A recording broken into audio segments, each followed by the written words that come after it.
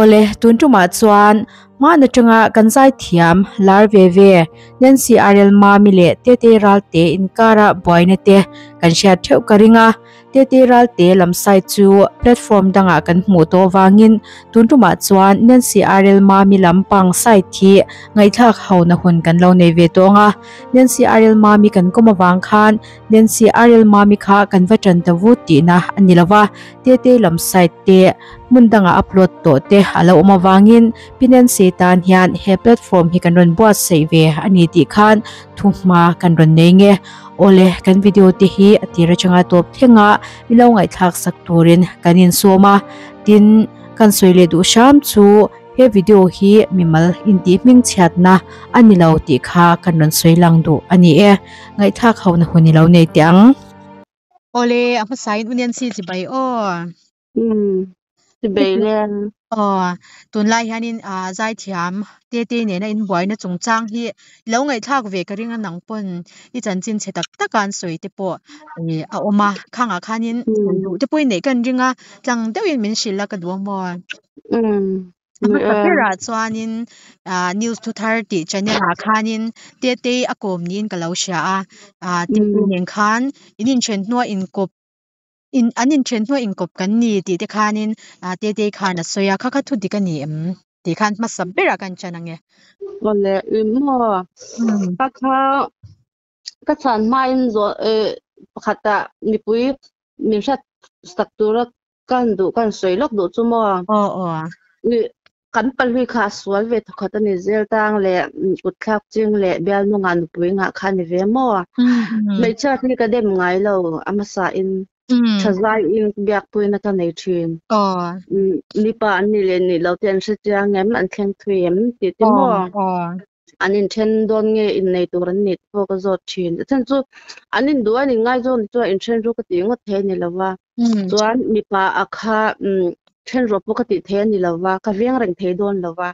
in nei du ti kha chu kan tan rin om the lo kha chu kal dir mei kha kai chu ka ngai dan ni chu lam to mi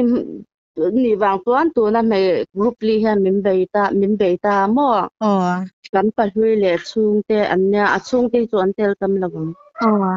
chuam a mei tu na kan soi mek chu mo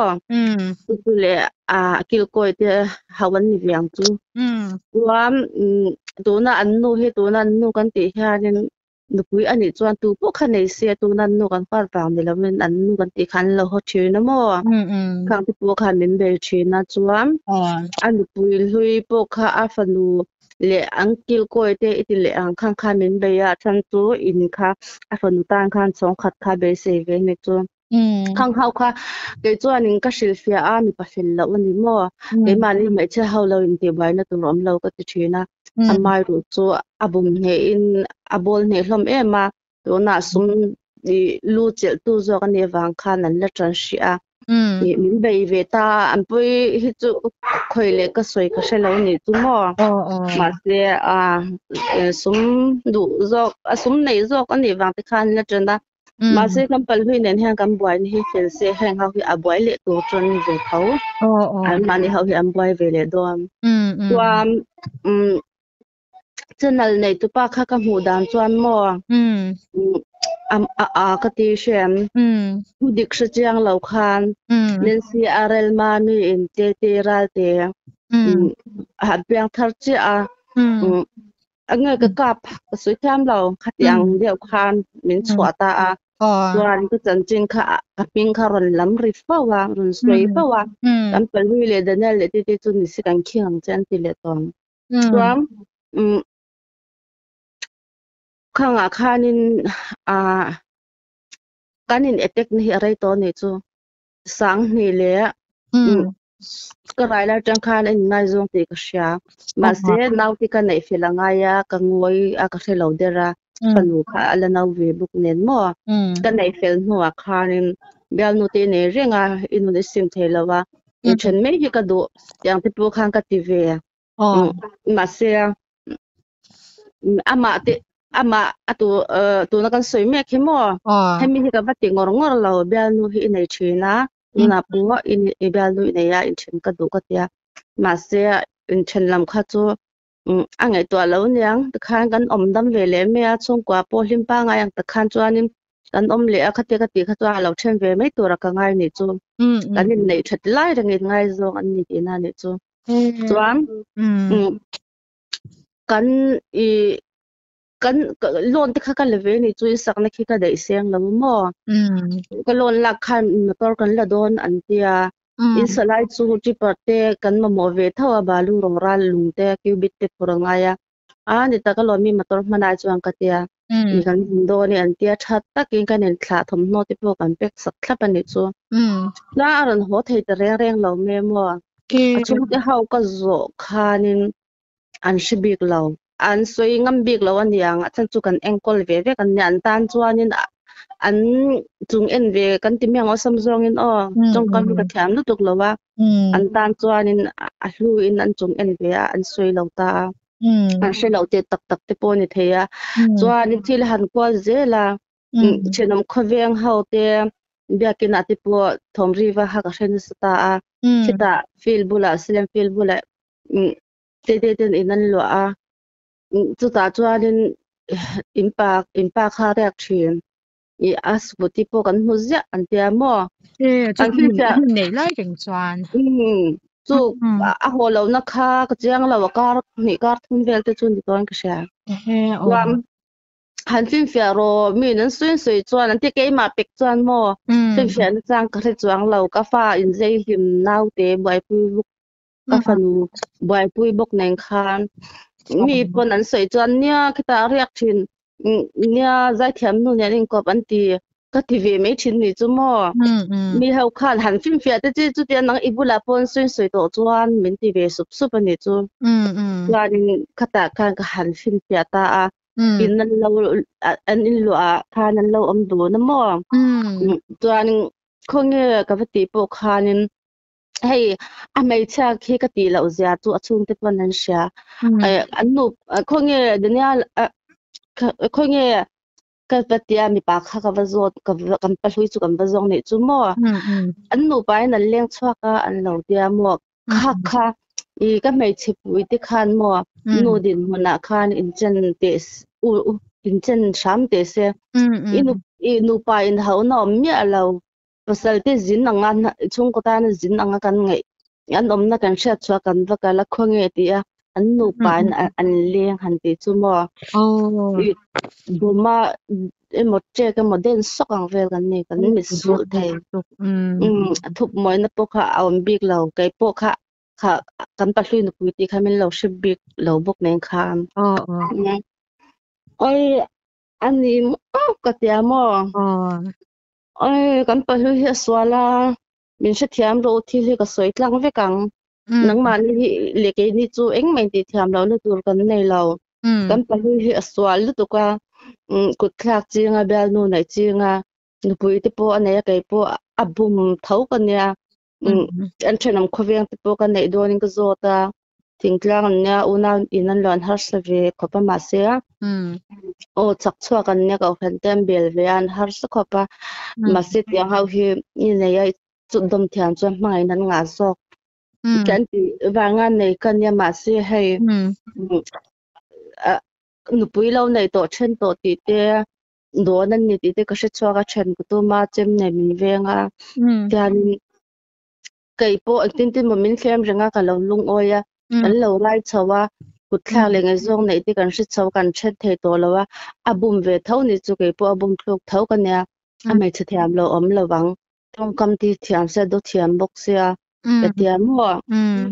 chuarin ani po chu chu kan pa hlui le a mei chu chu mi a mei u chuan mo anu te phone hala oi an nu hi nu te lam ania hei nau ram puwa chang chi khop ba khongai thlak lu tuwa ti ve mo a run zonga an pa lo ni renga a za hen za thlak lu tuwa ma la hianin kan nau hi chen em le nga la thiam lo om lo wanga ti sha ba chu am in pa chu a mei chuanin nu pui nei lai ani ti shelawo ti nai mne a lo she renga ni chu chu a po chuanin anu phone chuanin anu kala naw nen ama ke ma zok khan mo nan si zok chuanin kan nau ati chu mei tin ani chu hianin athiam lo na tur om lo kan pa hluina bum an yang ala ti zo ka ri ru ti thre usia atia mo an pa hlui ve ka mo pu a atia chuanin ai chuan an ti ting ani biak zel kha ka hri to lo mo ka mit ve sul de bok nen khan anu apuna da ka ni beleta mo I house u ka ti an hau kha ka hlau ni chu house u thideu shi ro thilom zia shi ru la thil hi chi chiang sela an le in du zui zel khat ani chuan kan thu ni lawa ke po ka fa ti han tlei deu chuan in hetiang shim chuan ka tor zo reng ka ring lawa ka then don thawa tia mo an thu chu kha chu an thu ni ti ka za sak isha thia mem eng mishing po ni se mi thu ni ka za sak ani chu ti ro ti su kha tiang a ti chi ka ni lawa chuan kan ho ve ta mo chu amma ni chuan kan ho pha po chuan ni hala ti u chuan in apoi za lo tak tak la chang che sia atia nangma la chu ni lian big box si lawa atia u khan min khongai ve ni khan ka sha mo chuan in nia kan pasal te fel lo chuan tiang he kan tor rangai ni hi ani te pu ka house mi pa ni ti shibik lawang ama zok te po khanin abum ne don do ka mi pa khan ka tia mo me chidang po bum zia lom ka tia chuan lo in lo om chuan eng po ni se nia thil hi kan chiang lawa an ama kan nau a mei mo kan pa hlui mei khan soidan chuan eng tinge he tu nge ni tinge in ko ringota ka tia engineer ania hostel tuk an nu pan in chen to a bungra anin semanga in kan lo don bungra te kan la don atia tia mo oi chu po chu min dek treng chuai soitur po ka sha oi nang ni po hanin chan te u nu pa hau na mya la ma khan chang soitur vak po kha ka she lo mo eng po ni se kan ho pho tang ka tia kan ho chu lawin ka pu lo I kanin nei that in ho po om lo lai ni chu chuan ke tek masalo kan boy na re to chuan private message te pon in ran bol te tum thina mo phone number dang dang changin chuan hei mi pa ani ak ang khan min ran zon kha tum thina chuan ka group a te po lo om ka ramin bol te tum thina mo hei ming dang de thalak dp dang de mang khan chuan man ni deuh khan ni famous asale ka screenshot mo famous pa thatir nge sale zo ka te po khan min ron spy le a kalo man chuak to sia mo tu ta po chuan kan in biak na chu kala nei ve ka tu ta po chuan kaman chiang lu tu ka eng wange ama pon ka chanchin hi dik lo hlir hril che nang poi chanchin dik lo hlir hril ka tia mi pa ani te po ka hril che te khan in then lowa ka hri thiam chia in do ni chuan ka tia ma se ka chanchin dik lo hlir hril che min diran to su min hosuin hotur kan ni lo mi pa zo khilom ka ti poni do lo nang chu min do tlata kala hril le sha mang che nang po mi zinga soi che de sil tuk chenya o kutte po thlak ve thin tho chi kha ka tia mo nui lem tuar khamiron pe mo na sim sim nga tenge a mei jin dom ilan ni jing me min la spa ya ka ti le ta mo chu ani dan tang chu news to tharina ron soi mang kha chuan te na an in chen to hnuwa alom kanin kop ti vel kha chu nangma tang kha chuan in thu ti kani lo ti na ani ti na ani chu ani le zo na pahni na tan chuan in entikumang e pasal hlui nen hian inin neya entika nge nin chen chuan faing zan nge nei ti khamino soi sak le la tiro kan nei kum khamo lang nei le pasri march nge april kha march to top lam nge april thapir lam khalai te kha ka chang to lawa chu kan nei kumania kan in chen kum chu sang ni soprat khan chu inten lo la do na u in atang chuan chuan in martar te thlan mo thlanga inan lo mo chu mani min man te ran to ma wang khalin mani zo kha police in mana police sau pon min zo en sak dik thlap ta an pan inan lo al kum khatan mu ti te po kha an fin fa vek ta hei du pa ngin in set ve kan ni chu an mu dun lai tak chu hmulo ma se mo kha bang khang kan in chen ani chu ma chen zui ta a ma se ka fanu thi na mang kha na ran lu ta mo chuanin kaushan te khutlang te pu khalit nei thele se men du ve ni chu chuan kaushan upa te run len lai ti kha ama kha an be pok thei to lo bi du to lo mo ke po chu fanu thi na manga lo lu khang kaushan khutlang men bai pui la ya chung kwa no phek boya no pa lo bai in chen dar kha aza thla ka ni chu min tlom ngai min bai pui min tinge ka tiang kan kho har te min len pui min bai pui la ya lo rik chu chu kha dik lawa ka ngai liang ge me ya chuan pathian min kha ngai dam min dil na sa mo bible te deka pathian min tan cha chama thei tu khan that a chwa boka e pon e ko shan khotla nga mal phawa fa te su na sim tak tak ani ange ti khan ka ngai dam ve sham ta ke ma kha chu ke kheng bat ni mai ma se kha tiang in ngai dam le kha chu alo dik cha lo upa in ser nuam chuanin pun le thin an ti khana ai til kha fu to zan lawa ma se sum ko ke chat kan do lawa i malam apan le theinan le numpa ngai man theinan khan ma the to pen kala ve a chuan kanom hom nok nok ka kaushan upa ti pu an lo lenga an bi thei ngai lo ko ti chu mo kha kha ka phone an run beta ni chu a u ne chuan tinge ha a mei hi ti mang o lung leng deuhin ama ril run na ngoi in tiang chuanin a ril run na hi a in hlum thei meang khongai ve lo mi ama kan phone a kan pahlui khamo ala du ngai si lo wa kan lo bia an tia mo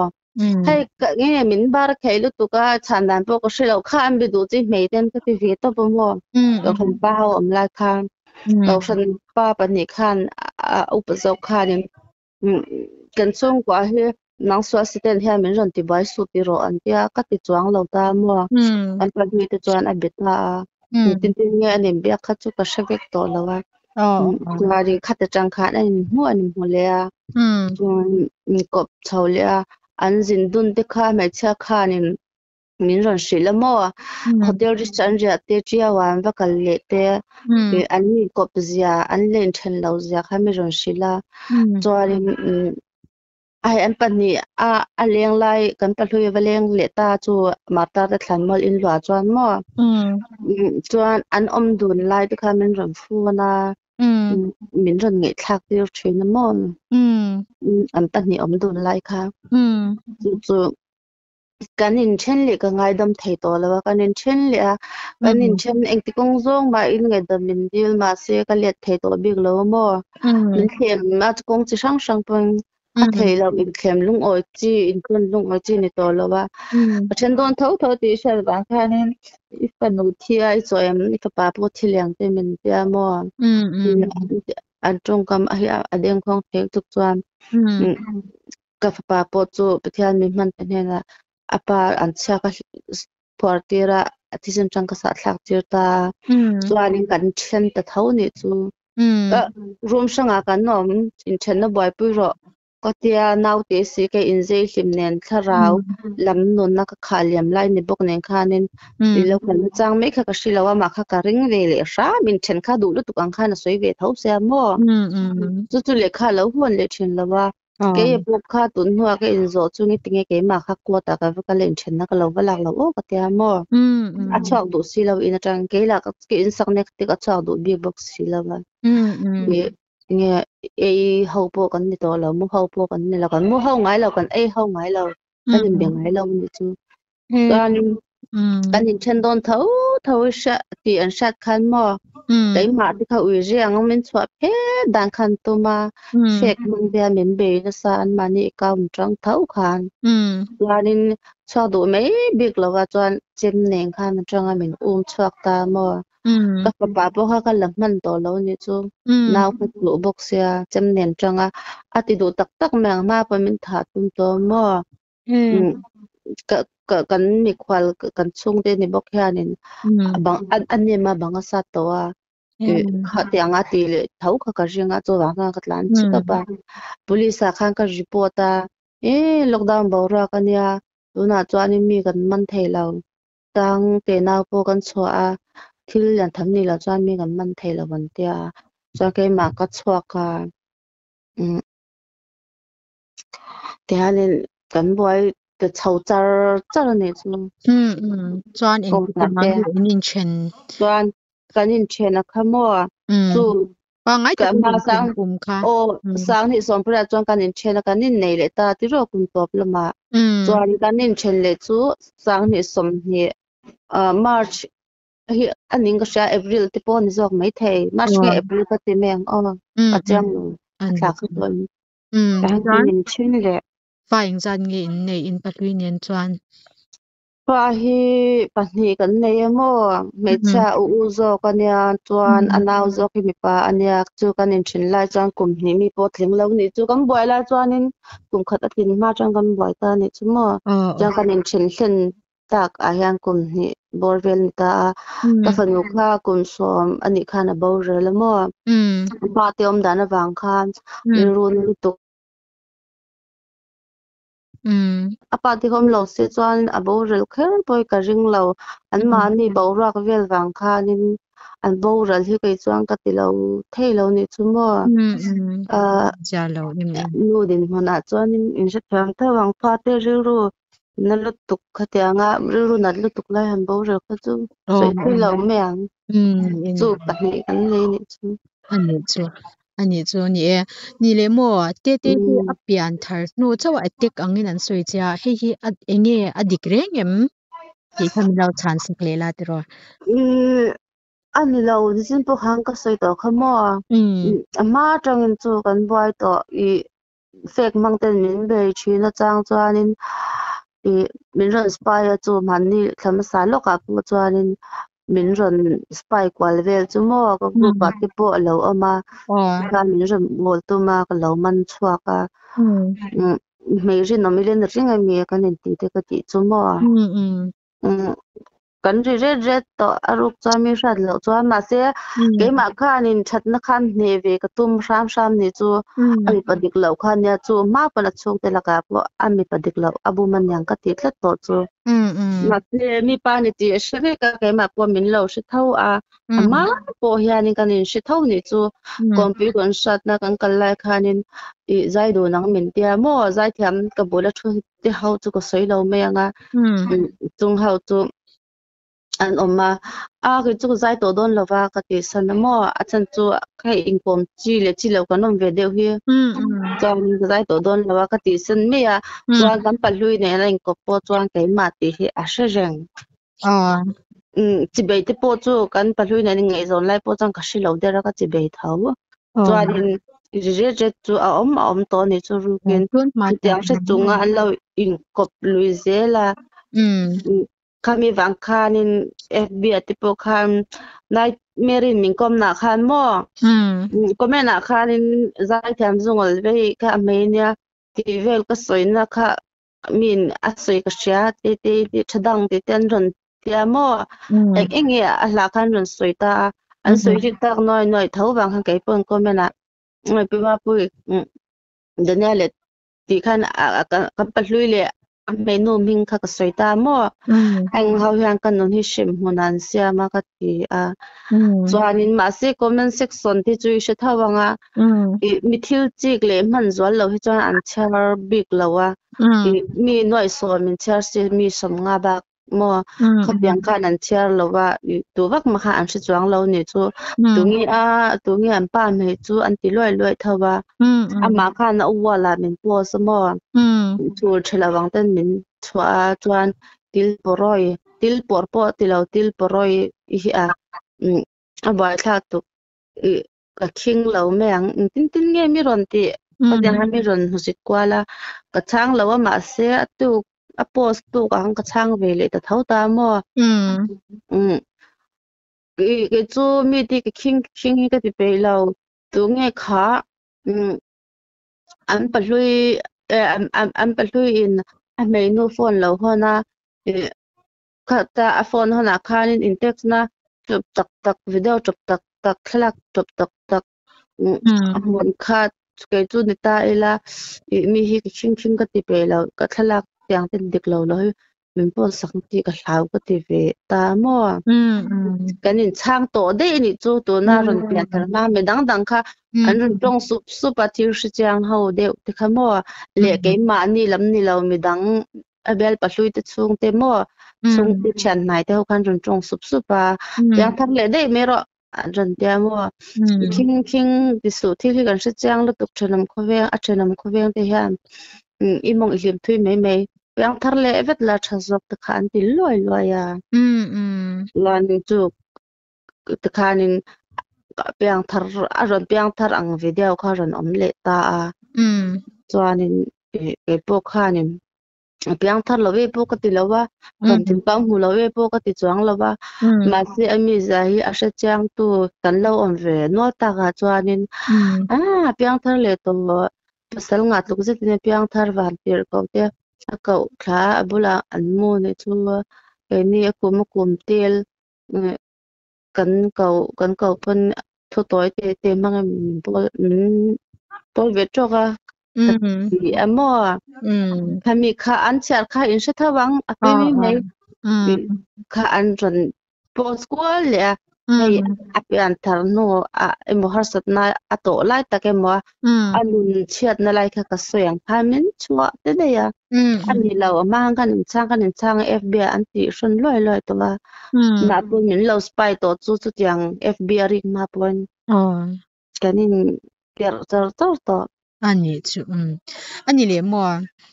tin khanin atir lama khan court ti khain sui zoi ya nga tinge court hial in then chana in boy em na chan kha min shil them ja chu mo ina tang khang ka chak do lo a chak do big box si lawa in chen le ka tiang bung ro in sem kan tia le kha te chong kan han sem ve a chak tak tak ngam chong si lawa court le kha boy pui tur ka ti kham boy pui lo bok chan lo ho le ke la ka hlim rui lai ti meng ka hlim rui ve lai de uni bok ka fa pa boy pui ngai bok in zaina rei lo bok ril ru lam depression le anxiety de ka kan nga lut tu kan chu kan nu fa mo khang kan lo ti lo bok chu min chwa tak tu che min chuam kan chwak ta lau ti po chu nu kan la ta mo kot mangin ami malin vala kan tuma to ka lo wala so sanasur to kan la thelawa kot mung kala ta mo tu ibung ro in sem turte in sem turte pon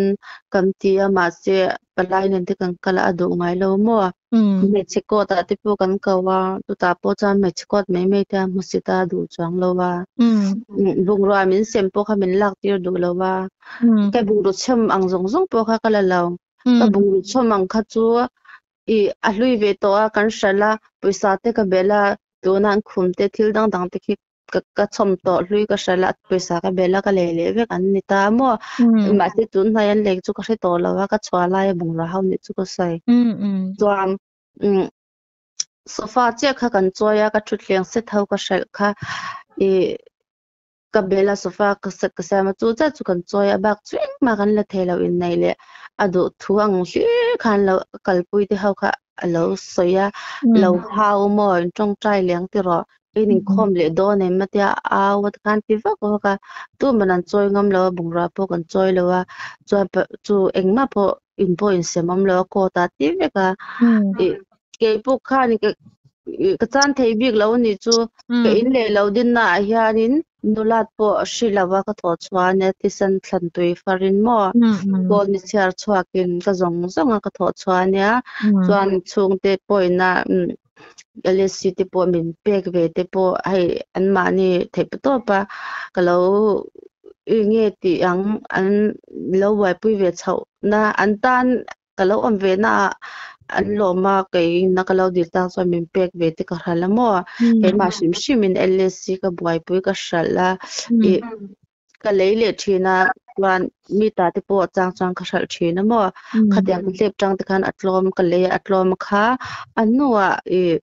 LSC ti ka siama ataw thang ka shalya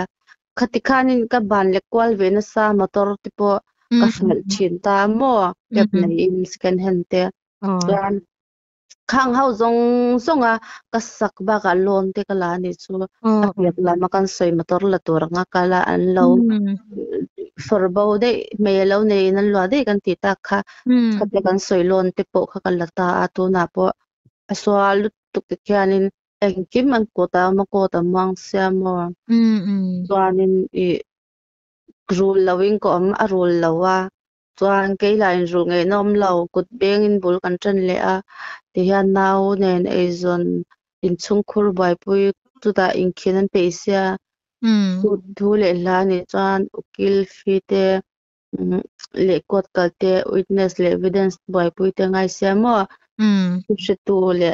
fin fiana khatiang te ai a boi thak lu tu mo kot bo amang bok sia kan leng khing chho me kan ni chu chuang kan la bai noi noi ni chu tu na pun ling king mek ze la ni mo ani chu ani le mo youtube channel chen khat ko mena khanin zema bo ka changa an no chwa kha ni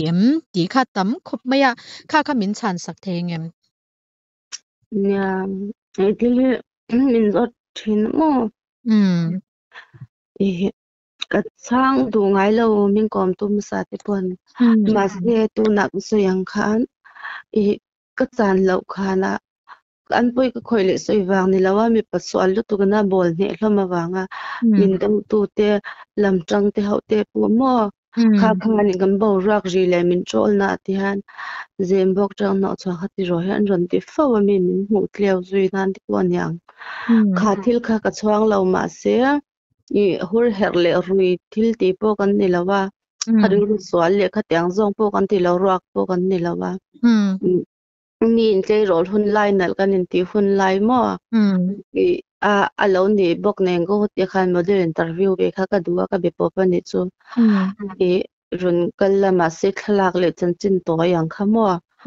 kha run thelu ngai an tia khata ke ma ti pon ni kin zela ti po khami thelu ngai ba ka kan pian ti po ala chulanga mo upat chuan alo in thlaka nga da thve ti po tha lon thelu ti lo ngai ti khan thla kan la kha lo video mo tu lo lik out ta chu engma rak po ni lo chu khang kha an ron soi chhuak le thina khang thu man nu kum som ni liam ta ta kha ron soi angai lo mi poi ka khoya ka soi po ni lo mo thin en poi ma thleng lova ma ni gan du kan thla lo la a kan a thlep dewe kan in bel ti kha ni me ya khang in ron din min du khong ai niom ta ka ron soi chhuak pa sham te a chen chu min ron soi chhuak sak tim ti mo khatiang kha an ron chhuak ka kan mel ma le kil ko te lo tam du ka khang ho zara kha min hu sit le min ron di ram na su tu ke fek mang ta fek lo te trol tu pa ngai hei ma ni thwa ka ngei dan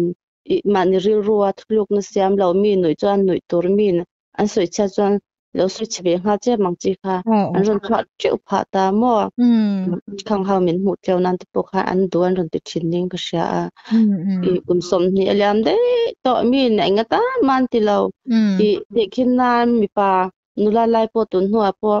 min lo bem ve tu am se kha ti khe nga tan man ti lo ke ma zok kha nin ke in kha ronga ka le chuak thin mo khatiang man la khatiang khong luk tu mi poi khoi soi le in ruin hur hel le mi pa nen am khol lo pon ni lo an ti thin mo engma a hian an ngai lo chuangin an kha tiang veng te po kha ron soi ngai lo kan in ngai dam ton vek to thum mon tu ni to an ma ni te pon kan veng te pon ni ro kan lo rel dik lo ba adu pha ron om le ro si te po an ti mo na se ke po kha ning ka vom to chuang lo om na chan kha music ka zir thina mo ke chu sabram ti vairam ti kha kan em ve top me ni kha kan kalange ka ti na ni lovin kha wang kha in tonic sulfa zir kha ka do lawa khungla matwan staff te son vek kha ni sia mo chu ziranga ya ka zir na pa kha om chula ni sia bong ko na kha nin aneya sikul ma sia alo kharan ve nga zembo ka alo ho de ya ason de ya chuan khaimi ka drums ka full in fi ka pe mo chuan guitar te keyboard ka full in ka pe a khang zong zong kha ka tho chua tang ve kan ya tho chua le kha har lut tu ko ni chu khang hun lai chan vok sa ke ji kha za som nga hun lai kan ya a lu lut tu ka tho chua har lut tu ka kha wang khang ka vo om chil a bazir kha kan ta ni chu ka vo om chan khang ka om chan ber po kha chu kan bo ra ve wa kha nin ka top ho awang khan chu ya kan ngai dam to na lo om le ron ti pu chang ka music kha zir chu jang kha ri ro khan lang to chang lo mo ka va le te la wa mi thu mon hui ngai dam vek to no ran por chen kha a to lo an ri ru chat lu tok wang ka tu mai ni anh ti ka nge music video hi siam chan ti kha kan zot de tiang che kan kul muk veu lain sang ni le hei akum hi ani fake han ti hi har ve to ni chu a chan chu ka document ho zong zong kha kan pului te khanin enge kha zan kha eng thil nge ke e ka shilo ka mutui ka shilo ka fal te lo halamo na se ka fal kha chung khat kha chu poi mo zo de leng mo ka sha kha chu mun him de wa khan ka lo da ina hal kha chu copy ni ta mo chuan ka phone te kha document ani lo o document ani thau chu hin fiana tam du tu ka ang khan hum bo de ya thum khon lo mu mo du to ke ka mut lang khan mi lo lip se ne chu chuan ka music video te tun ma ka thlak zai thiam te le model ka ter ve de na thlak le mo ka music video te ka hla te indiaram ka fana thil ka chin chana te ka hal ve ka chu wang chuan a video kha a hla po kha ka shikim to lo ni chu heading a hla tu we chuan akum po kha ka chang to lo ma se ka sha dan chuan in sam ni som panga som pur ti vel khania mo chunga chuan ka tui ma chunga chuan ke ma ya ning gen thok chuak ve to ni su soi to ang khanin soi to ang khan an tia arsi min kom arsi tunnel pon min kom na khanin kanu bo ma ka lo ti to ishil khel lo me the kanu bo ma kha wang khan ma ni tun din chawi ka tum ma ka pa kha ha me ma kan unaw kan rwal ve kan ti ma ne khan mo chu wang chuanin in to del dan dan kha ka zonga khanga po kha ni sum don na te na ho chu ko khoi ve no to ni chu chu te to kha ken to ka tui thlu ve lu to khanin ma tho chwa liao liawin video kha ka sia ma ka boy pu ya la ti mo kai ma ve pin ken tum ve kan ni chu kai ma ve ken boy pu bok o khan LPS channel le Doordarshan le radio kha om ta abak chu om shelo mo ta chuanin ka da ta ano ka hlapat ni na da kha cha zo net po kha randing ve to mo ka da ve ti khan mi tan chuan eng ma ni lawa ka zai ngor lam ka va soi ni lovin mani thora khatiang kuma mani vekin inboy pui boka mani tho chwa vekan khatiang kati kha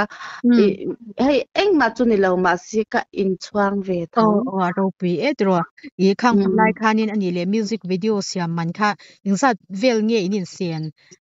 yang se nge ta ta lut vel kha ka ba chak achena khan mo sang ni antia chen chuan sang thum antia mo chuanin mi tit imbyak thiam dan te le lo in mang chang dan te po an ni dona ret tlang pui ni chu ka soi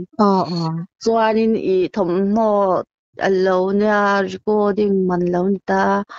kan kal vel na chu mani boy pui kan ni wangin chung ti tu ma kan ban lo wang kan motor te kan hayara chut khom chuan mo sang ruk bor vel ani ka ring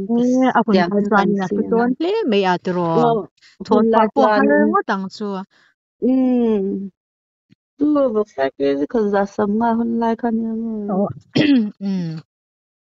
ani chu ani le mo zai kha in chol san wang ni khan ka lo sha kumen za nge chol sana eng ti ka chang khan nge lo let le ti kha min han shil le ta che tro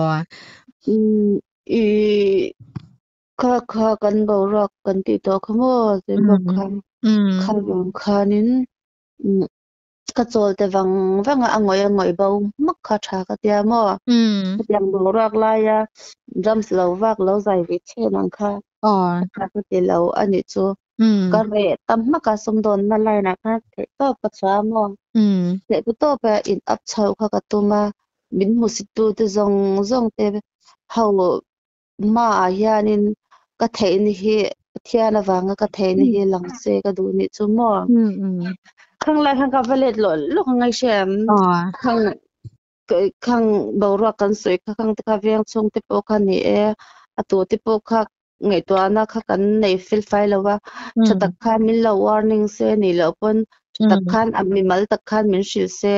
kan lo thlak menga kha tu na po khoi khoi ma video min ron wak na nan man to kha mo kan thlak menga tu pe kan khoi kan soi ni lo wa kha te lu min ti lo khan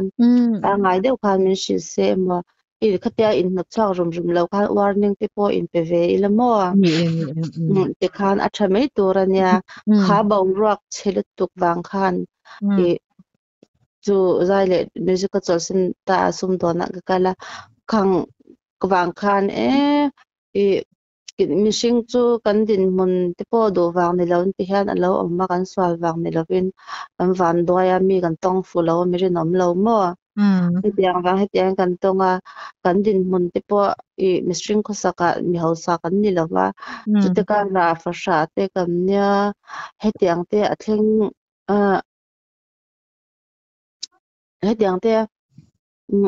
atheng ani chuanin i khi ta kanin up ve tur ani ti kha ka ri ro khang ka dang het thlata mo o ka thok rim top zan thleng te ka thok chen jing tangin chun lama mi ka dor thei ka tia zan lama mi dor thei chin to lo mo phone bi hun thleng chu phone in ka la bile chu tiang phone bi po hun to lo nuwa chuanin in lama ka thil zor te ka en fela in hun shal ho paper te ka check fela mi ta ka sak vel lai chu nia kat pualin kala le shi lo ni chu commission ang khanin mi ta ka zwar kwala scan hand te hei min an du lo tha thang kha ka thok in hun te mi ka zor pe te khanin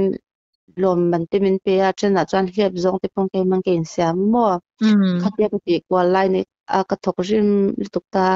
chu tiang ka tho rim tling khol ker atang chuan ke ma chuanin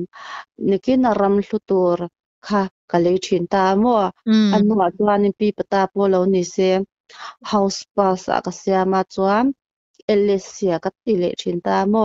alo tu chawa ka shel ve le thina chu tiang chuanin sum do na ka lu ta ba zai le music chu ka re sen ma ka ne chu chuan ka lo zai le kum chu mo pa khan har sat na chi sang sang kan to lai khan til hi ton nem cha ka feel le deuh thina ma trong te po lo ba deuh nga min lo shat ta mula i ang lo oi ka to tak lai ka chuan khovel mishing ta ka shil ngai lo tun hua ko ta kam buai min per zui renga fek mang min be wang hianin status te ka han nei ya te an comment te kan rive deuh ta ni me mo at dok ko tor the chin le ka ngoi the chin he a zo to a i thut nin ne ka tu ma ka ne the to hlom lo wang hang ka rive ta ni me a ama chuan tu ma ka chung te po ka shil ngai lo mo an pa ri ngai zong nei te min for bo sen chin lai te chuan midang kha chu bial no te dang chu ka shil chuan in thil om zia te hei mi thiang ten min lo chu a mo a chang le a chung ten min nei a ama min du lawa kan om du lawang te a chang chuanin i enge ama min nei a chung ten min du lawa then no min ang nei ro min ti ang te mo yang ta kha min lo ti kwal thin box ya ri ro hi an na ve ngoi ngoi ni chu i thil soivak don chuan fatipa an chung khur khata kan no maka mong kha ka hlim don sia kha trong trai chung kha ning kain thlen mol mol mo la kha ka dong hlam mangin kan ti zok don hlam mang kha nin min bol thin ni chu i oi ka nun har kai tu ti ro bi ka til tuka khang kan in chen tak ma khan bi si lor po ka vadila ka zai dan tur pe ka va thon lok thlap mo hei ama hi a fil ve mi khong ai ne tenga bek te no ma kan venga ka phonabo la khanin inkhom nge ka shela inkhom pui zok nge khami chimin rong kala kan chanchin a sha khamin khongai ri tukha ka phonabo ral na te po han local ve to wang khan mo la te po kha ka du chan tur kha choring thiam ve te po nyanga e te khamin lo phal sak ve a kha la kha ka tra pui rei ri tu ka mo tu na po han chang chuan kan la tra pui tham music video po khani lo sia ma ti ro chu khan ma chia khanin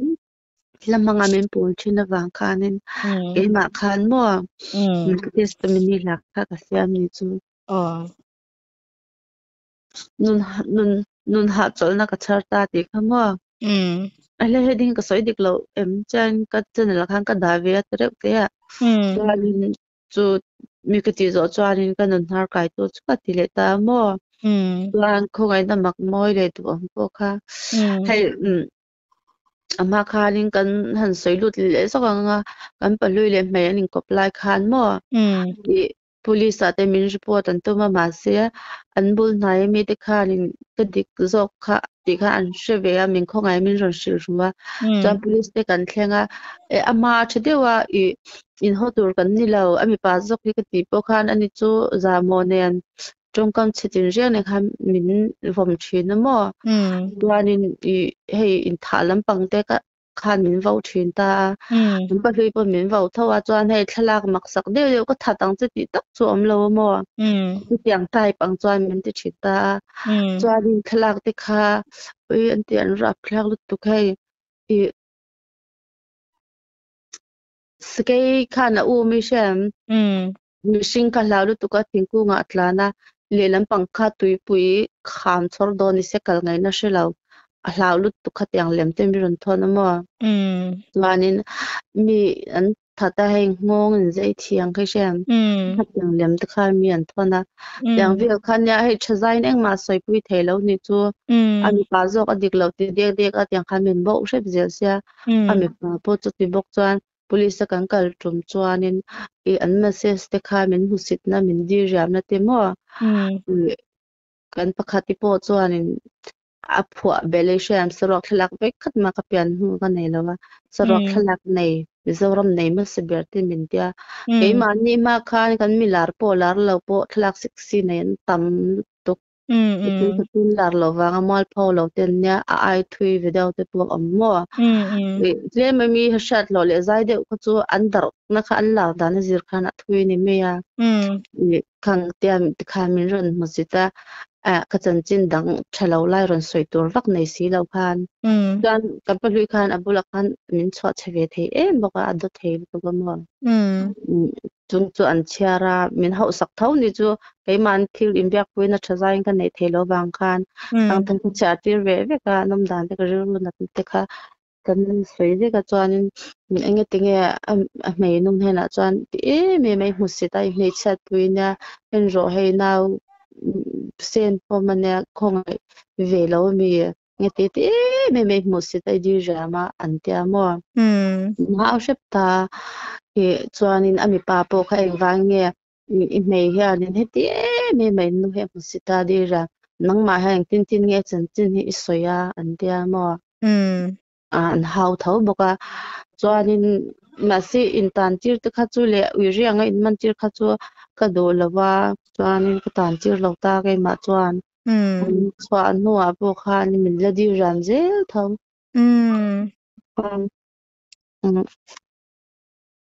ti hanin kan ni tan noi ta ne he ani chu ja me a tro boy na kha fil hlei thelo kanin bere to ve wa sei du poi nga ve win kan dinga a top plan han ni sila utete zai thiam man lai changa zai thiam lar kan nei thave ve tin ni a tun lai he tlang yan in borak inin kar khi lutuk le hanin etek che mangte khanin thu te khan lara en po ni se ti khan choi cheu to ngai thatu te po khanin ngai dan chin to kha chuan lo nei thiam me kan ringa enge atop nan ti mayang mo te utete chungchang a hi enge nangmana I ingai dan te I hmu dan te I lo ho rengem ti te pawh ni sila eng pawh khaling zaka I hi ingai dan chungchang tuna he an pian thar nuwa te pawh ni se enge utete hmu dan hrim hrim hi top nan ti kan hmu dan hrim hrim a chuan maw mi kan soi tawng khanin mihring chu min kapiang thari an ti chuan I thar lo kan ti thei lo eng pawh kha an ti chuan it ni lo kan ti thei ngot an ni lo wa an piang thar tak tak ani chuan an lom puyom chu tun ma ka tor tir atanga an mani borak boy tir kan boy tir atanga ka du thu sam ber chu hetianga min hena min soi chekwal le do te min pu kwal lo le I kai min comment thadeu le min faktu deu le eng mo chu a om chan va private ngat do ne o chuanin pimality po kha eng wangi min kom na kha delete tati mi in man lo chung min kom man du a hun ol ke in siama ka thei to pin ke in nge erve at khan kan in ko ma chan chu ka comeback le na ang khan ve siamo chuan kang te kha nge delete chan o ka tia chan om thei churin pati ka nei mo ba chuk reng ke he ni lo mo ka tia ani lo pon mi pula min hwa sen do wangem ka soi lo te min lo soi tir thina mo chu chuan man ne po hang ka live mo ka live na te kha an upload ni hey ni te pon viewer te an du ba ka live na hi ka save vak ngai lo wa nganin lo da thave du nyang kai chuan ka haw lo ka view a lo da ve du ni hi channel tang tia a channel te lian lu tuk chuang lo wing ka sia lo te lo la ven chuan thamai ka ti san me mo ma se khang ta kha tu nge wa haw ka mingin tu nge wa delete tir ka shelo min nang ba mo o min ron hawa atia divita an te mo bazar ka kalin bazar nu bazar dor nei nu pani in chuanin ka ti lo ka tia mo ka en reng lo ma pon siang chu ka en reng kha upload zana la la nge tu ka nge ka tia khatiang kha ani tla tani chu te khan mani khan min kheng thina min soi kwala te min chok boy hi ka ti ve lo thei lo bikin ama ngor ka tempo ni lovin chu khatlan alo bum ne bok sia chu wang chuanin atira alo bum ne to awang na min lak lo me te ani hian ka sia mo ve boka alo don thiama lo bol ne kan ti to meng chu ha bang kha ke mani paning ka hin khwa na turam lawa piang thursday ti hi ka tong trai puina an ni fo thina kan nu fa po hi min hong lu tu ko mo depression anxiety te kan nei pha ka fa pa ti po ti ang bo ra ka mo chau wangin lo depression anei ka ti mai mi tung ring te hlau thian po kom thei lo mo school la po to na kal na chaw ha na kal theya chan chu to na kal na chu in shem te om lawa midang min kom na ka soi to kha chu lo soi thui te lo tai lo mo kha tiang zong te khan ye wang khan bang lovin chap chungin pathian hen a hen an tang an tang ka thlen thin ni chu mo le pa khongai takin an mi ti dan zong he na ke I mi sing chuan tor ngai na ka shilawa do dan po ka thiam lawa nangman mi pui le min khongai na zara hianin kala bele ve changa kanung ve shama I hedianga om shepai chuanin thi ilanom te po nom zo kang kandam ve reng boy midang ta hian project ti kan ni zok nge minute ka ti deu rum ang khan min om tir pa awang khan mo nu fa te po hian kan tur na sa chu wang cha anin shet chuan lo pian thara nang ma hi zong an pana I eng tir ko te ang rin na der te ni lawin nang ma tharau chiang hlim mo isu a krista nazaret isu ange kha an biak che an mu cha an thil ti swal le midang an lo ti na te ke ni te an sha chwa anin chira bang lowa in chir thei to pa in chira ne na in lam le ta an ti na ta te hi min ti dam thei lo ma se an ma ni hi ine na nge daman ti la in chiri laman hoya tu man ti na to lo na turin thlarau thiang hlim in om puin pol la pian tharna chantir ro tin ka tong trai pui hlom ja ni chu mo tu wang chuan lo piang thar tok se ka du pui ngoi ngoi lo piang thar ni chuan lo piang thar zel se ka du a chuanin i kha mi son ria te khan ka kal don nan tin ti de khan ka sha mo tu kha ni china channel se kha news thu enge kha news to thar khata kha news thu thara khan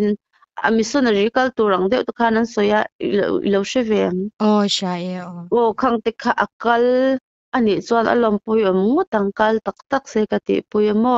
hai atu te tan po ama tan po kai ni tan te po mo a thadon lu tu ka i local tak tak ani chuan the to pin kai chu ka backup zo ka khatin khan tu tiang chuanin i ai a chhong hang ka hmungai lo chu kan palui swal tu ka amin laklo a akal vung nei me a chu tianga pathiana pian tharna tak tak ani te chuanin chu tu ka antana do hi ka nei ngai lo shim shim a ka missionary kal tak tak ani chang ka the to pin ka backup ang ka ti ni chu chalu tu ka tiang tu ka lom tro atop na tan hianin mo mi pui te cha du hi min zot lo na nga cha ve du ka nei mo soi pop pop ro leng ve atop nu tur lo ni ve to boka eng po ni se i ka me chi pui te nula te mo mi pa hi chu ngai zong lo ram ro se mi bel pa poi chu pui lo ram ro se an ya hi mi sing tong he kan shil fia zo lo a chan chu ke ma ni ngor ngor kan thi lo ke ni chu kan mangai na kha eng tik lai nge an swal ve an om that du la cha atop ani chu ma se chung kwa na tor zia fai na tor zia ra phlak zia mo ke ni pu he kot te kan thleng kam buai ka fa te pon an tor a depression ten nei ve ka kai thlengin khang kha shi thiam sham se tu an mi pasal mi bel pa hi zer lo sham se ti hi ka du a tiang ke ma nga lo twar ve hi chu an om mani ron pen chuak thina min shat thiam pui te po hian ka sia ka loma an ni hau khanin ke ai fe hana na se an soi thiam zo kang chu ani awangin i zong lai hi in zong sham shamila bel pa nei pon en tong kam an khosa koi her an hun bin tek dan atang hianin mi pa te nge zong nei lai te chu an shat theya an chan chin te po nge zong nei don chuanin asi se lo ma se atlang pu hi chu mo eng mishing nge mi pa nge pathloi nge tlangwal kha chu shat tum sham chin se li kha ka cha duwa chuan ka cha le du pakhat chu kan palui kha tuna nu hi a bol ne lu to ka i kha wang kha na ti ra chuan kai an palui tong te kha atak take mo te atia ani pon azia ashevek bik lawa alo sui chuak ve na to tam ka benga thleng le tam khanga khan an nu kha ka dem lo a chan chu a dot a fa ne ma dot soi thiama an nu ni kherlo sum don na ko nga te kan venga nge nge po hai abum hen tam tuk sum pa ya te po mo abum ngai po bum non a kan venga nge po bum non te pon oma kha kha ni wang khan an nu kha ka dem lo an pa chu a mangaya i khatek imem soi tu ra jing phalawa a jinga thudika ngai a soi ve ne ka ngai an nu te chung te po khan an nu ka ti hi lo holo shan ro se a than chu an pa ka ti chwa dik lo tu na nu hi nei lo ma se tu po nei se an nu hi kan ti angai an nu ani lo ni an nu ti ka chu e poi na om lo in ta shung reng reng so an hola wangan ma ni lampun mo chu chu min lo hwa sak lo shan sela an ma ni te po mhlama nge thleng zel don an shelo chu wang tuang kam palui te hi ban thar ni an dil puin sa da ngai ka te mo pian thar na dik tak ko shan ani na chel le lam dur dur lam hen lawa anu na nun chwa pui hi ngai ni chu lang lo lama po mo kha wang kan i tong trai pui angai ka te chuan kan palui mai ne na ka cha du chu in hotur kan ni lo ti khanin vitam shil fya ka tuma ma se ama khan min do tlata kai man do lo ma ela chu chu me abial no te dang kha chu hei kan din mun te chang taka thil ka shila thil om za te ka shil chuan ama kan palhui dik lo za te ka shil chuan an ni pon min chil pui hay min hậu pui me mo chuan an lo then ve me an then thei lo pon then tur hang ka tingai lo wa I ke po bung thluk ve thau ka nia fa te ka nei lak lo a hei ka ok to lak lo a ka nei reng thei po ka jing bik lo wa tia din hun chang ta ka soi kha chuanin min hậu pui then chuan an bin zui du lo then chuanin lo mangai lak lo te po hello om ve mi bum thia mi chuan thia ma mo chu I an lo mai ve lak lo pon ti khai mang chang ten an then ve me ya ani po ka shil fe thawa ani kha chu angai na om lo ama kha mi be ta ka shil fe po khan chuwang chuanin ti hian tum lo deuin kan boy ta huat thi ka du lo chuan thin rim hi po ka du lo ma se thin rim lo thei lo hian ani kher chu bel nu ti zinga han na sabika min siam ve tlat thina hi poi ka ti pui a kai matan po thalo ku tia bel tur dik tak ani po nun hlui te lo nga to nga nun hlui mangin an lavom dona ke po ka soi to ang khan ma na ka nun hlui mangin ke phei chu mi poi ka khoi ka soi po ni mi alo mang khan min lavom do ne ani phei chu mi tam tak atina a ke ni chong kwa nge ka fa te ke ni te min tina a ru hliam tliakin mo ke za thazoin kan ma chuwang chuanin avom let tu hi nei don chuwang nun hlui chui let ve ngai lo tu pathian ni lo be tla se ti hi ka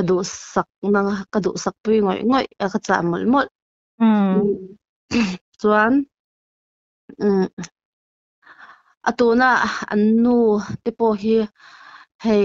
tuna hri chuanin ama kan palhui te po a in thupa lamtang te po adu a ten ala ti thakwa la bol hloma eng mo chena chuan azia hela thup hri dona kan la buai chung chu a thei patop chu a po hian in sum dona la ti tha don ni amai ro chu nikina azia he chwa don ke ma nen te kan buai a fel huna min anu pui po a then le ti mo anu pui po kut a thlang ve ti te ngai zong nei san ve ti te a hlau awang len thup hi a tam dona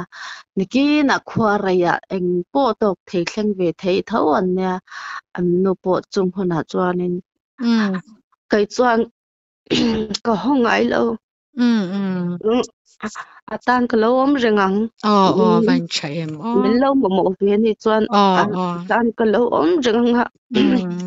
chuanin an nu hlui te po an ni chu atiang zonga cha om lawang ma se a kalu po ka fa pa una thau ni mo lu wang chuan in ti chetur kan ni lo ki na kan fa te chu una thau an nia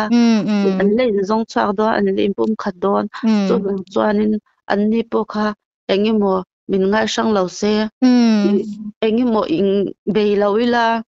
ke pu ka fel tok lo na om na ni chuan tlang de min shi ro se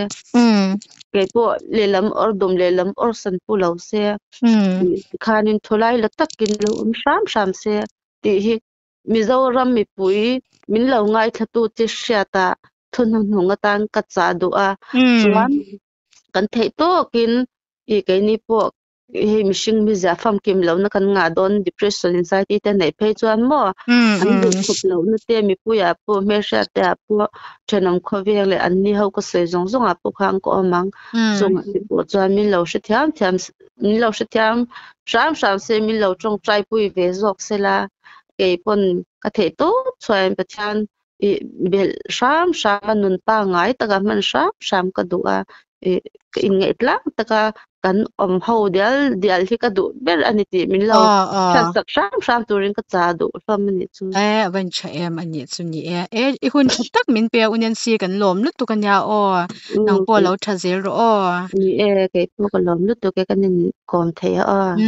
ole kan in bezel don ya ale ni ale chuan